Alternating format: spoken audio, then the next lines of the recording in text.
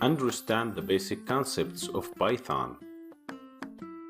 So in this lecture, let's understand the basic concepts of Python. Python is an interpreted language, which means you can run the program as soon as you make some changes to the file. So that makes fixing programs is much quicker than many other languages.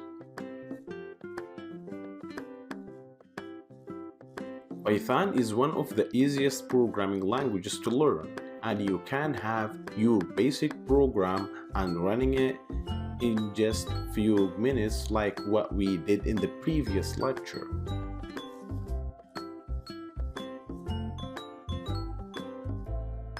Python is an interpreted language and it doesn't need to compile it like other object-oriented languages.